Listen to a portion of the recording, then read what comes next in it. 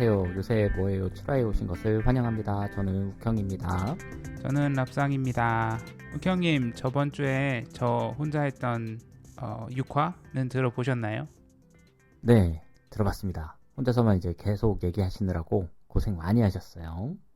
아이 뭐 고생은요. 혼자 하니까 좀 심심하더라고요.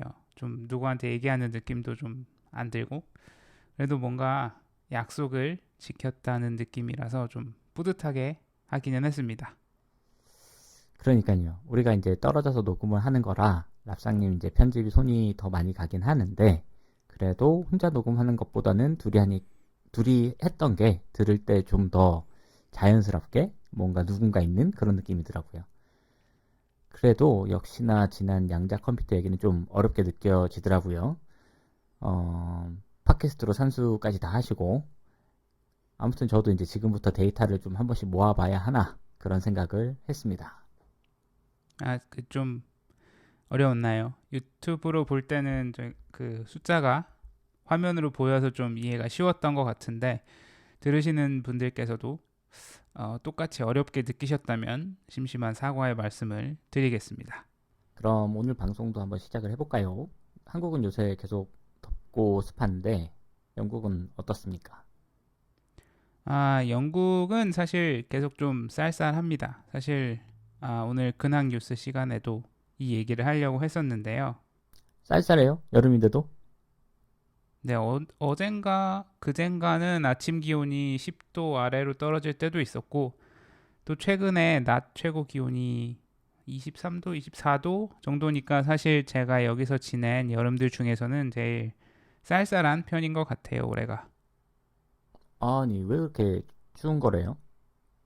저도 그게 참 의문인데 요새 영국에서 가장 많이 나오는 뉴스가 지구온난화 관련 뉴스거든요. 뉴스 중에 하나가 이탈리아나 뭐 다른 유럽의 나라들은 이번 여름에 엄청난 무더위를 겪고 있어서 뭐 지구 온난화의 영향이다라는 분석 기사들이 많더라고요. 거기에 더불어서 과연 영국도 올해 여름에 무더위를 겪을까라고 이렇게 질문을 던지는 기사는 많은데 답을 명확하게 주는 기사들이 없는 걸로 봐서는 사실 아무도 모르는 게 아닐까 생각이 들어요. 지구 온난화가 문제죠. 더운 것도 더운 건데 날씨들이 너무 이제 극단적으로 가다 보니까 추울 땐 또 겁나 춥고 더울 땐 또 너무 덥고 그게 더 문제이지 않을까 그런 생각이 듭니다. 맞아요. 진짜 극단적인 게 작년 여름에는 영국이 40도까지 올라갔었거든요. 그래서 여름 최고 기온을 깼고 뭐 그때도 지구 온난화나 이상 기후 얘기가 엄청 많았는데 제가 더위에 약해서 또 엄청 힘들었던 기억이 나네요. 그래도 올해는 그렇게 덥지는 않아서 개인적으로 작년보다는 괜찮은 것 같은데 저희 아이들이 컸을 때 이게 어떤 모습일지 좀 걱정이 되기는 합니다. 그쵸. 이게 이제 돌이킬 수 있는 건가 싶기도 하고, 날씨는 뭐 계속 이렇게 극단적으로만 갈 거고, 우리 나중에 아이들이 클 때는 또 어떨지 참 걱정이 됩니다. 요새 뭐 해수면도 계속 올라가니까, 뭐 물에 잠기는 도시들도 계속 생길 거고, 그런 거 보면 좀 무섭기도 하고, 그렇습니다. 이제 섬나라 사는 입장에서 정말 무섭기는 합니다. 뭐 찾아보면 뉴욕도 안전하지 않다 이런 얘기도 있고 또 우울한 이야기들로 시작을 한 것 같은데 제 근황으로는 이제 곧 한국에 여름 휴가차 들어갈 수 있을 것 같다는 그런 즐거운 근황이 있습니다. 들어오시죠, 참. 그때는 이제 우리가 원격으로 안 하고 같이 녹음 한번 할 수 있는 그런 기회가 되면 좋겠네요. 네, 저도 그걸 기대하고 있습니다. 한 번쯤 그렇게 합을 맞추면 원격으로도 더 잘할 수 있지 않을까 하는 생각도 들고 요새 한국은 그럼 날씨 더운 거 말고는 좀 어떤가요? 네, 한국 소식입니다. 아파의 6화 때 랍상님이 이제 얘기해 준 것 같이 우리가 둘이서 6화를 같이 녹음을 했는데 기술적인 문제로 날려버린 거죠. 원래 이제 같이 했던 녹음에서는 7월 말에 발생한 30대 남성 조선의 신림역 묻지마 살인 사건 얘기를 다뤘었는데 어처구니없게도 어, 그 녹화 이후에 8월 초에 또 서현역에서도 유사한 사건이 발생했습니다. 요즘 들어 이런 사건들이 계속 발생하고 있어서 참 무서운 요즘인데 일단 신림역 사건부터 말씀드리면 조금 잔인하고 섬뜩하긴 하지만 일단 7월 21일 오후 2시 7분에서 약 13분 동안 일면식이 없는 길 가던 행인넷을 칼로 찌른 건데 한 명이 사망하고 세 명이 부상당한 그런 사건입니다.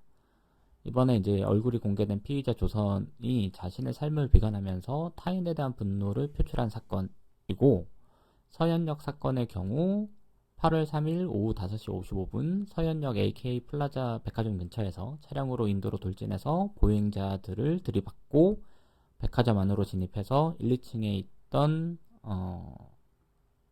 일반인들을 흉기로 이제 가해한 그런 사건이죠.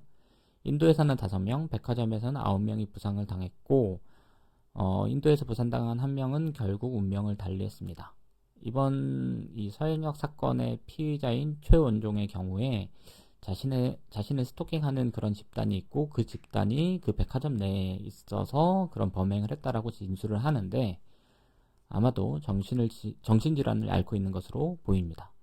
두 사건의 경우 이제 신림역 사건은 타인에 대한 증오, 서현역 사건은 정신질환이라 조금 다르긴 한데 두 사건 모두 너무나 익숙한 장소, 일상적인 장소에서 불특정 다수를 대상으로 하는 게 너무나도 충격적인 사건이고 서현역 같은 경우에는 저도 재작년까지는 일주일에 한 번 정도 이렇게 지났던 것이고 신림역 같은 경우는 우리 학교 다닐 때도 몇 번 갔던 곳 아니겠습니까?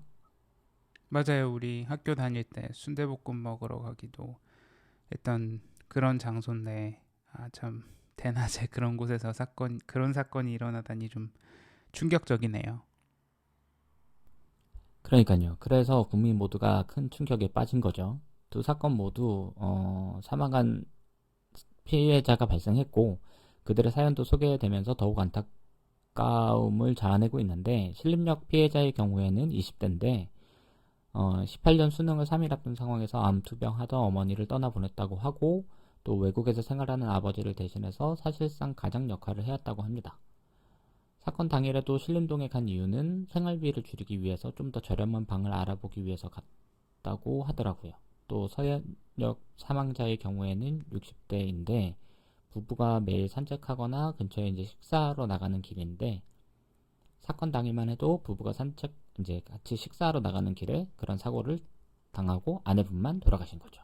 어떤 사건이든 피해자 분들이야 다 안타깝지만 그런 사연들이 있으면 진짜 더 안타까운 것 같습니다. 그러니까요.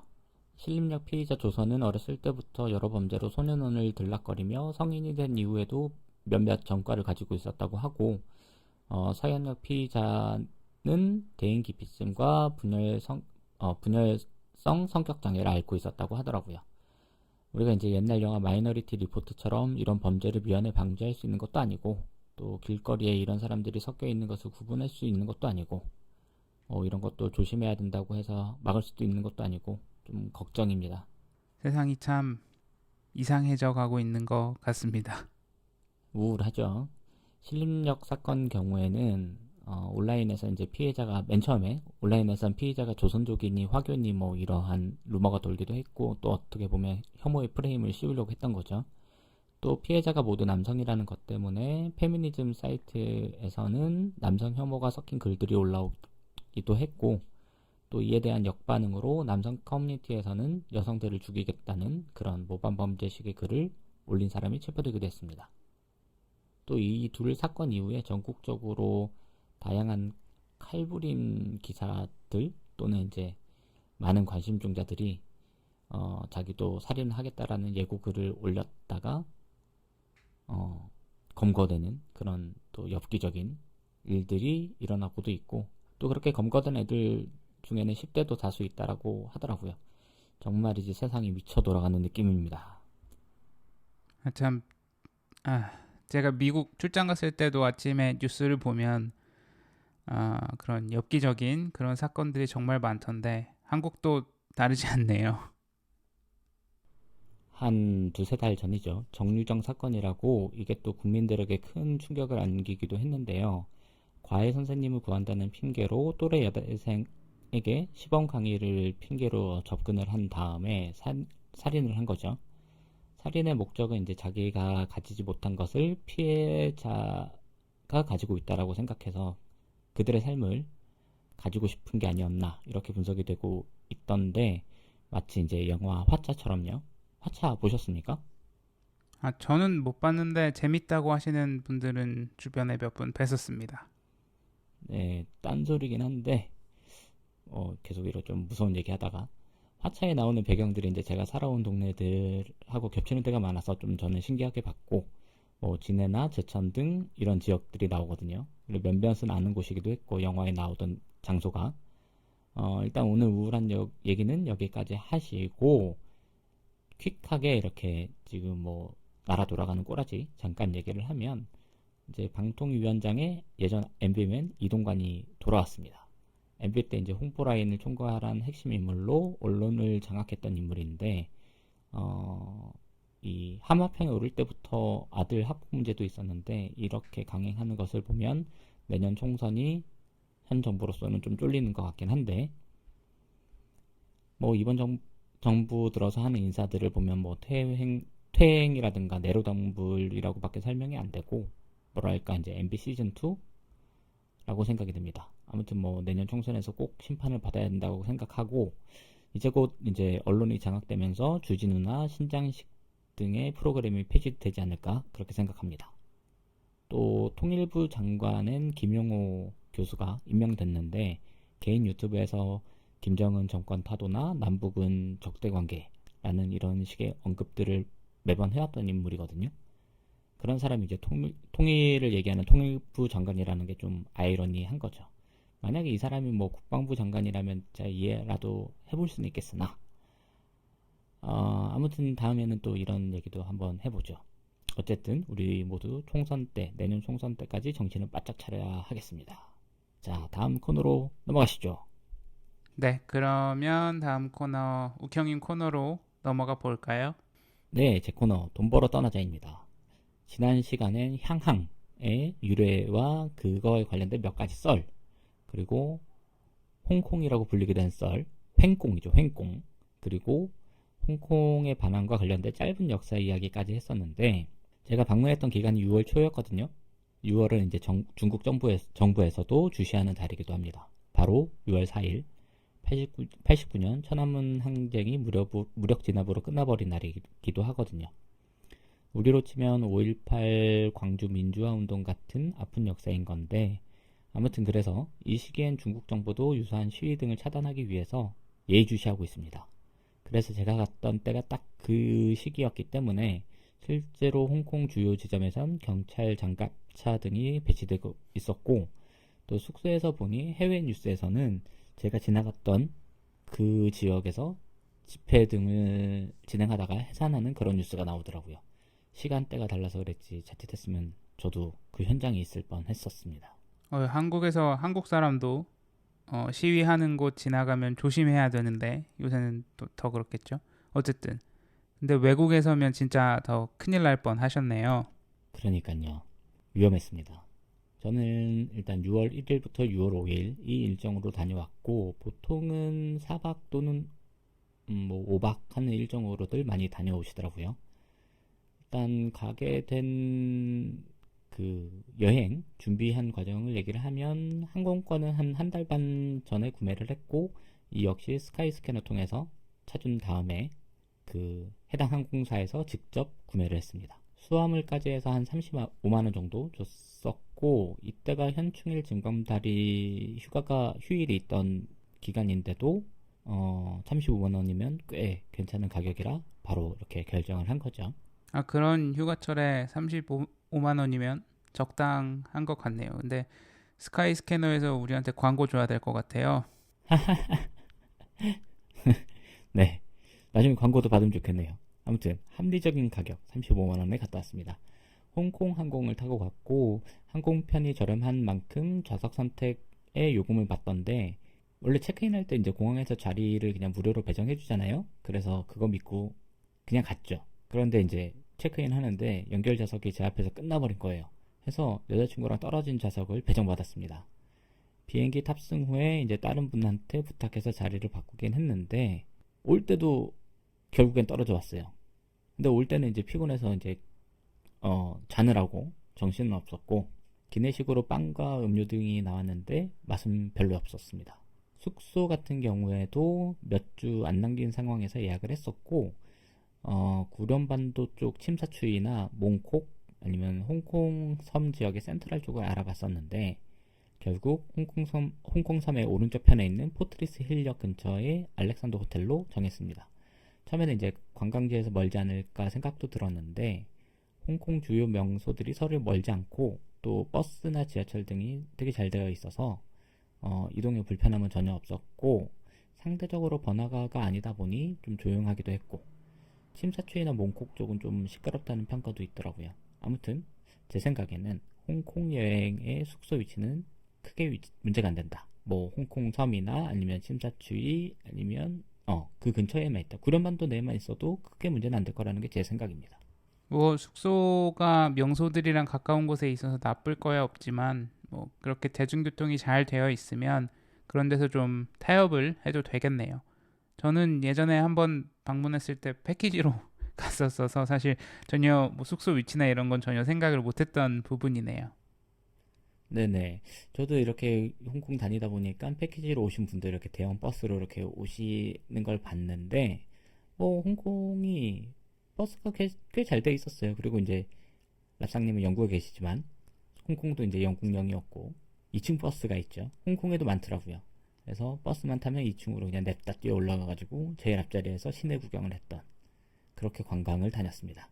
홍콩의 주요 관광 명소를 소개해드리면 빅토리아 피크, 스카이타워, 미드레벨 엘리베이터, 또는 이제 몽콕, 템플 스트리트 쇼핑 지역들이 있고, 또 이제 홍콩 하면 쇼핑이니까 센트럴이나 하버시티 등 여러 쇼핑 스팟들이 있고요. 또 일정에 따라서는 마카오로 당일치기 하시는 분들, 또는 이제 마카오에서 1박 하시는 분들 이렇게 있더라고요. 근데 저희는 마카오까지는 가지 않고 그냥 홍콩 섬과 이렇게 침사추이, 구룡반도 쪽에만 주로 있었습니다. 오늘은 주요 관광지를 소개할까 하는데요. 저는 이제 첫날 도착하자마자 오후에 빅토리아 피크 관광을 갔습니다. 홍콩 섬에 위치한 빅토리아 피크는 홍콩의 야경을 내려다볼 수 있는 주요 명소입니다. 많은 블로그들 이렇게 홍콩 여행 관련해서 찾아보시면 꼭 여기는 들리시더라고요.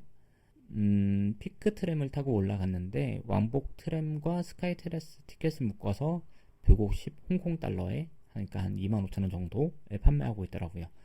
뭐 그 외에 좀 더 저렴한 버스도 있긴 한데 트램을 한번 경험하는 것도 좋겠다는 생각입니다. 랍상님은 타보셨나요, 트램?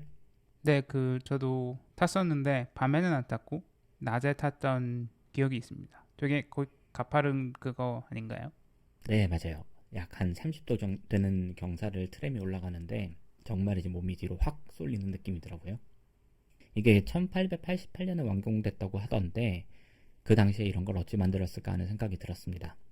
한 10분 정도 높게 솟은 건물들을 보면서 피크에 도착하면 이제 테라스를 향해서 또 수많은 에스컬레이터를 타고 올라가는데 정말 어질어질할 정도의 높이더라고요. 그렇게 테라스에 나갔더니 그 야경이 정말 장관이었습니다. 홍콩섬과 저쪽 건너편 빌딩들이 한눈에 이렇게 내려다 보이는데 그 야경이 정말 멋지더라고요. 그 홍콩 여행 블로그들에 나오는 그런 사진 딱 그건데, 밖은 정말 습하고 더웠습니다. 어디나 이제 습하고 더웠는데 그래도 그 날씨임에도 불구하고 빅토리아 피크는 꼭 가볼 만하다, 그렇게 추천드립니다. 근데 금토일은 많이 붐빈다고 하니까 그걸 좀 피해서 가시는 게 좋겠습니다. 저는 거기 무슨 요일에 갔었는지 기억은 안 나는데 위에서 말고 강인가 바다인가 그 변에 서서 봤었는데 그때도 사람이 많긴 하더라고요. 맞아요. 어디 가나 사람 많습니다. 그리고 토요일엔 스카이타워에 올라갔는데 이 건물이 이제 홍콩에서 제일 높기도 하고 또 저 멀리 바다 전망까지 가능하기도 했고, 또 심포니 오브 라이트라고 해서 아마 랍상님이 서서 보셨다는 그거인 것 같은데, 홍콩에서는 이제 매일 밤 8시에 열리는 레이저 쇼가 있거든요. 그걸 보기 위해서 올라갔습니다. 고속 엘리베이터 탑승과 케이크 음료 패키지로 한 35,000원 정도의 티켓을 구매했었고, 높은 곳에서 홍콩을 내려다보는 전망은 좋았는데 빅토리아 피크에서 보는 그것만큼은 아니었고, 또 심포니 오브 라이트를 좀 기대하긴 했는데 와 하는 느낌은 없었습니다. 근데 또 이제 생각해보면 우리가 한국에서 뭐 63빌딩 전망대를 가진 않잖아요. 아니 이제 요즘에는 이제 롯데월드 타워죠. 63빌딩은 뭐 저희 때나 우아하고 그렇게 갔었죠. 근데 또 애 생기면 좀 달라지기는 합니다. 애들 데리고 갈 데가 없으면 또 그런 게 번쩍번쩍하고 애들도 좋아하고 그렇긴 하거든요. 그쵸. 63빌딩은 저도 그냥 딱 한번 그 가본 게 전부인 것 같네요. 그리고 누가 결혼했을 때는 그냥 웨딩홀 정도 가본 그런 정도인 것 같고, 아무튼 여기 이제 스카이타워 같은 경우는 관광지로 한번 가볼 만하다지 제가 볼 때는 꼭 가야 한다까지는 아니고, 그리고 케이크 음료 패키지도 굳이 할 필요는 없다. 그냥 입장 티켓만 간다면 입장 티켓만 구매하는 것을 추천합니다. 욱형님은 뭐 여자친구분이랑 가셨으니까. 근데 저는 부모님이랑 갔어서 사실 그런 거 없었고요. 그냥 편한 게 최고 그렇게 다녔었습니다. 그쵸. 근데 또 이제 우리가 패키지를 추천했다가 들으시는 분들이 실망할 수도 있으니까 저는 추천하지 않는 걸로 그렇게 의견 드리고, 저는 빅토리아 피커가 훨씬 더 좋았어요. 그런 느낌의 야경이 더 멋지기도 하고, 작년에 시카고에 갔을 때 행콕 타워에서 본 야경도 그런 느낌이었거든요. 그리고 또 홍콩에서 유명한 곳이 미드레벨 에스컬레이터인데, 센트럴 안쪽 지역에, 홍콩섬에 센트럴 안쪽 지역에 경사가 있다 보니까 이동의 편의를 위해서 설치된 5개의 에스컬레이터거든요. 한 800m 구간을 한 20개의 에스컬레이터가 서로 연결되어 있는데, 이게 영화에도 많이 나오기도 했고 아니면 이 지역을 소개하는 영상들에도 많이 나오기도 했기 때문에 상당히 이제 관광객들이 많이들 찾는 그런 곳이고, 저 같은 경우에는 그 양조위가 나왔던 중경삼립이라는 옛날 영화, 90년대 초반 영화인데 거기에 나오는 장면을 기억하고 있어서 꼭 가보고 싶었어요. 근데 영화가 오래되었기도 했기 때문에 지금과는 정말 다른 모습이긴 하지만 그래도 그 영화 속 장면을 가봤다라는 그 느낌이 좋더라고요. 오늘은 여기까지 하고 또 다음 시간에는 홍콩의 쇼핑 명소들과 홍콩의 먹거리들에 대해서 얘기를 좀 해보도록 하겠습니다. 얘기만 하다 보면 이제 시간이 금방 가더라고요. 더 시간이 지나기 전에 랍상님께서 준비한 얘기도 한번 들어볼까요? 네, 저는 오늘도 테크 설명하는 남자, 좀 어려울 수도 있지만 재밌었으면 하는 주제를 들고 와봤습니다. 욱형님은 혹시 텐스토렌트라는 회사 들어보셨나요? 토렌트 말고 텐스토렌트는 처음 들어봤습니다. 그 머신러닝 관련 회사인데요. 캐나다에 설립된 반도체 스타트업이고요. 그 16년도에 설립이 돼서 21년에 유니콘 스타트업, 그러니까 1빌리언 달러 가치를 달성한 성공적인 회사죠. 그리고 게다가 최근에 삼성이랑 현대자동차 무슨 펀드 그런 데로부터 1억 달러 추가 펀딩을 받았다고 크게 뉴스가 나오더라고요. 대단하네요. 와, 많이 받았네. 네, 사실 어떻게 보면 좀 성공이 예견이 되었던 게 여기 지금 CEO가 짐 켈러라는 사람이거든요. 이 사람이 이제 인텔, 뭐 AMD, 애플, 테슬라 전부 돌아가면서 이제 칩을 설계한 사람인데, 이 사람이 이 회사들에 가서 설계를 맡을 때마다 전부 그 칩을 대성공시킨 반도체 설계 씬의 어떻게 보면 슈퍼스타라고 할 수 있는 사람입니다. 대단한 사람이네요. 슈퍼스타네, 슈퍼스타. 네, 반도체 업계에서 짐 켈러 모르면 간첩이죠. 이 사람이 큰 회사에 있었다고 해서 소규모 회사 경험이 없냐 하면 그것도 좀 아닌 게, 애플 같은 데 갈 때는 이제 작은 회사에서 일하다가 애플이 그 회사 전체를 그냥 인수해서 들어가게 된 거라서 작은 회사 경험도 충분히 있고, 또 이런 사람이 CTO였다가 이제 최근에 CEO로 바뀐 거였거든요. 그래서 사실 투자하는 입장에서도 좀 마음 편하게 믿고 투자할 수 있었겠죠. 그렇겠네요. 그 전에 이제 짱짱한 경력들이 많으니까요. 네. 그래서 오늘은 이 회사에서 만드는 제품들이 뭐길래 그렇게 투자를 많이 받는지 그런 얘기를 좀 해보려고 합니다. 그럼 오늘은 좀 쉬울 수 있는 건가요? 오늘은 아무래도 테크보다는 테크 뉴스에 가까울 수도 있을 것 같긴 한데, 그래서 얘기를 시작을 해보면 이 회사의 첫 제품은 Neural Processing Unit이었습니다. 줄여서 NPU라고 하고요. NPU 요새 많이들 들어가죠. 요새 휴대폰에도 대부분 NPU들이 탑재되어 있으니까. 네, AI랑 관련된 연산을 이제 가속해주는 하드웨어인데요. 뭐 누구는 AI 프로세서라고 하기도 하고 사실 부르는 이름이 많은데 저는 그냥 제가 익숙한 NPU라고 부르겠습니다. 방금 말씀드린 것처럼 NPU는 AI 관련된 연산을 가속해주는 하드웨어인데 그래서 안을 좀 들여다보면 이런 연산에 이제 특화된 작은 하드웨어들이 엄청 많이 들어가 있습니다. 사실 AI나 ML을 좀 뜯어보면 안에는 전부 행렬 연산만 열심히 하고 있기 때문에 이런 구조들을 대부분 채택을 하는데 쉽게 말하면 엄청 빠른 한 개보다는 조금 느릴 수도 있지만 여러 개를 많이 가지고 있는 동시에 처리하는 병렬 연산에서 이득을 볼 수 있는 그런 형태인 거죠. 예전에 보면 이제 GPU를 많이 썼죠. 쿠다 프로그래밍 해가지고. 그것도 이제 병렬 연산이었는데, 그러면 이 NPU는 좀 더 이거에서 특화된 그런 거라고 보면 되는 걸까요?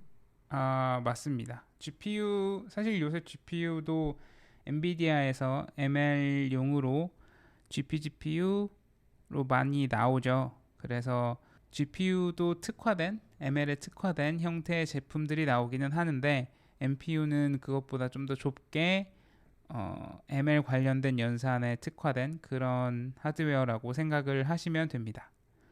그래서 아까 말씀하신 것처럼 저희가 쓰는 스마트폰에도 요새는 작은 NPU들이 거의 다 들어가거든요. 요새는 정말 ML을 안 쓰는 데가 없으니까. 다만 텐스토렌트에서 만드는 NPU는 이런 작은 NPU보다는 서버에 들어가는 규모가 큰 NPU를 목표로 하고 있습니다.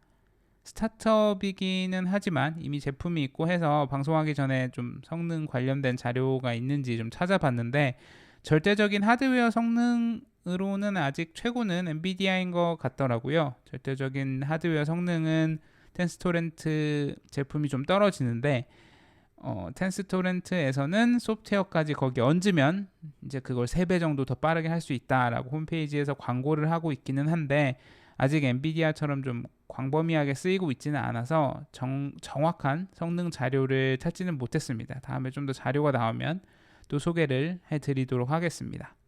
네, 좀 더 나중에 자료를 모아서 좀 더 얘기해 주시면 좋겠네요. 그럼 이 회사는 NPU만 만드는 건가요? 그래픽 카드처럼 생긴 서버용 NPU가 가장 주력 제품이긴 한데 그 카드를 사용한 전체 서버도 판매를 한다고 합니다. 그리고 또 하나 흥미로운 건 그 지난 오픈 하드웨어 스탠다드 소개 때 말씀드렸던 리스크5 있잖아요. 그 리스크5를 성능별로 성능 높은 것부터 효율 좋은 것까지 5개 다른 디자인을 만들었고 그걸 라이센싱을 한다고 하더라고요. 요새 기사들만 보면 사실 NPU보다도 그게 메인인 것처럼 소식이 많기는 합니다. 성능별로 5개의 다른 디자인이 있다?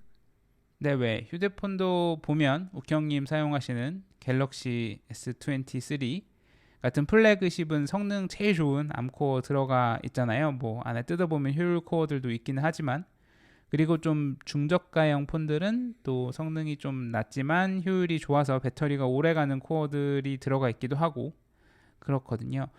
다 목적이 다른데 그런 넓은 스펙트럼을 다 지원하기 위해서 자기네가 리스크5 아키텍처로 5개의 다른 디자인을 가지고 있다. 그래서 그걸 필요한 회사들한테 돈 받고 라이센싱을 하겠다는 거죠. 근데 왜 5개나 필요하죠? 뭐 사실 선택지야 많으면 좋은 거니까.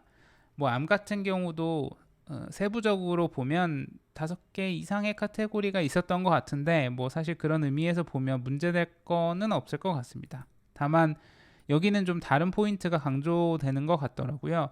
홍보 자료를 보면 자기네는 이 5개 디자인을 1년 내에 모두 만들 수 있었다. 그런 식으로 홍보를 하고 있거든요. 생각해보면 하나는 뭐 짐 켈러가 무슨 학회에서 발표를 했던 것 같은데 자기네들이 가지고 있는 테스트 가능한 모듈러 디자인에 대한 자랑인 걸로 그렇게 보이고요. 또 하나는 리스크5가 오픈 스탠다드이다 보니까 암이나 뭐 X86처럼 클로즈드 스탠다드에서 시간이 많이 걸리는 것들을 자기네는 쉽고 빠르게 만들 수 있었다. 이런 속뜻이 있는 게 아닌가 그렇게 생각이 됩니다. 가만히 보면 텐스토렌트는 NPU에서도 리스크5를 많이 썼고 안에 보면 리스크5 코어들이 많이 들어가 있거든요. 또 사실 리스크5 생태계에서 가장 성공한 선두주자 중 하나로 보입니다. 지난번에 얘기할 때 이게 성공하려면 좀 큰 플레이어들이 들어와야 그래야 될 것 같다고 얘기를 했었는데 아마 삼성 같은 대기업들이 직접 하기엔 리스크도 있고 뭐 어려울 수 있겠죠. 하지만 이렇게 대기업을 등에 업은 텐스토렌트 같은 유니콘들이 그 큰 플레이어 역할을 할 수 있지 않을까 그렇게 생각이 듭니다. 그러니까 이제 대기업들이 거기에다가 펀딩을 해서 자기네들이 할 수 없는 거를 대신 이렇게 시키는 역할을 할 수 있겠네요. 근데 좀 이해가 안 되는 게 라이센싱이라는 건 여기서 무슨 의미죠? 저는 생각하기에 이 리스크5 아키텍처를 실제로 NPU 칩에 구현해서 이 칩을 판매할 거라고 생각을 했는데 네, NPU 안에 있는 리스크5는 그대로 그 칩, 물리적인 칩을 파는 거고요. 라이센싱을 한다는 건 그 리스크5 코어를 예를 들어서 암에서도 지금 암, 코텍스, A 몇 이런 식으로 칩을 가지고 있잖아요. 그런 거 같은 경우는 물리적인 칩을 파는 게 아니라 그 설계를 파는 거거든요. 그 설계를 뭐 삼성이나 퀄컴이나 사다가 그 물리적인 칩을 그 설계도를 바탕으로 만드는 건데 텐스토렌트에서 가지고 있는 건 리스크5의 설계도인 거고 그 설계도를 파는 거죠. 알겠습니다. 그럼 이 지난번에 얘기했던 이 리스크5라는 거는 소프트웨어부터 하드웨어까지 이제 두루 이렇게 이걸 활용하는 회사들이 있는 거네요. 그 중에서 이제 텐스토렌트가 사실 좀 흥미롭게 보이는 회사 중 한 군데인 게 가장 핫하다는 ML이랑 오픈 하드웨어에 모두 걸쳐 있으니까 거기에 이제 짐 켈러까지 얹혀져 있으니까 앞으로 어떻게 커가는지 좀 보는 재미가 있을 것 같습니다. 그러면 나중에 향후에는 이 토렌트에서 만드는 칩이 휴대폰에도 적용될 수 있는 날이 올까요? 리스크5를 휴대폰들이 채택을 한다면 뭐 못할 이유는 없을 것 같거든요. 지금 암 코어를 많은 회사들이 라이센싱을 하듯이 만약에 이 코어들이 성능도 좋고 효율이 좋다고 증명이 된다면 예를 들어 삼성에서 갤럭시 S30쯤 만들 때 그때는 전부 다 리스크5를 쓰고 있다. 그럼 삼성에서 가져다 쓸 수도 있겠죠? 재밌네요. 우리도 이런 핫한 걸 좀 해보면 재밌겠네요. 그러게요. 전곡을 찌르셨는데 저희야 그냥 일개 엔지니어들이니까 그런 핫한 거를 찾는 인사이트가 없는 게 아닐까 그렇게 생각을 해봅니다. 인사이트가 없이 노가다만 하는 것 같아서 그렇습니다. 슬프네요. 제가 노가다 전문이기 때문에 구구절절 공감이 가는 말입니다. 아무튼 오늘도 시간이 후딱 지나가서 어느새 마칠 시간인데 다시 2명으로 돌아왔는데 들으시는 분들이 1명일 때보다 재밌으셨나 모르겠네요. 그러게요. 오늘 제 주제는 좀 쉽고 흥미로웠는지 모르겠습니다. 너무 저 재밌으려고 어려운 얘기만 하는 것 같은 느낌이 좀 들어서 뭐 우리 재밌자고 하는 거니까 뭐 어려운 얘기도 쉽고 재밌게 해주시면 되겠죠. 네, 들으시는 분들께서도 그렇게 생각을 해주셨으면 좋겠습니다. 저희가 오늘 한 이야기 더 듣고 싶으시다면 들으시는 곳이 어디시든 구독과 좋아요 부탁드립니다. 네, 좋아요, 댓글, 구독, 알림 설정까지 해주시고 그럼 여러분 다음 주에 만나요. 빠이빠이. 안녕.